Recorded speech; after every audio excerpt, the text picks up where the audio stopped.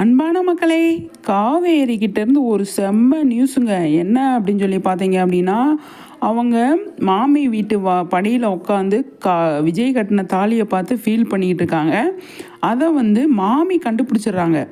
மாமி கண்டுபிடிச்சி என்ன கேட்குறாங்க, காவேரி உனக்கு என்ன கல்யாணம் ஆயிடுச்சா, தாலியெல்லாம் போட்டிருக்க அப்படின்னு கேட்குறாங்க.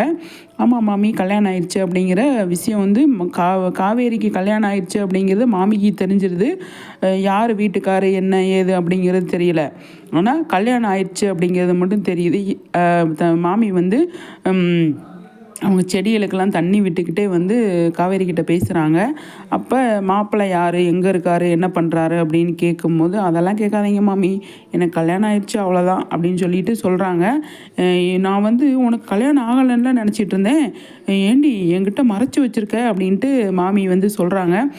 அப்படியெல்லாம் இல்லை மாமி, ஆனால் எனக்கு சொல்லணும்னு நீங்கள் கேட்கல, அதனால் சொல்லலை அப்படின்னு சொல்லி காவேரி சொல்லுவாங்க. விஜய்க்கு அவ்வளோ அன்பாக அவ்வளோ பாசத்தோடு காவேரி கிட்ட பேசிகிட்டு இருக்கார் இல்லையா இன்றைக்கி எபிசோட்லாம், அதனால காவேரி அவர் கட்டின தாலியை பார்த்து பயங்கரமாக ஃபீல் பண்ணுறாங்க போல். இது அடுத்தடுத்து எபிசோடு வரும் அப்படின்னு சொல்லி தோணுது. அதுக்காக தான் காவேரி ஃபீல் பண்ணுறது. அது நம்ம கவிதா இந்த மாமி இருக்காங்க இல்லையா, அவங்களோட யூடியூப் சேனலில் இது வந்து வந்திருந்தது. வரலைன்னா நீங்கள் போய் பார்த்து தெரிஞ்சுக்கோங்க சரிங்களா. நல்லா இருக்குது பார்க்குறதுக்கு. இது அப்கமிங்கில் இந்த சீன்லாம் வர்றதுக்கு வாய்ப்பு நிறையவே இருக்குது.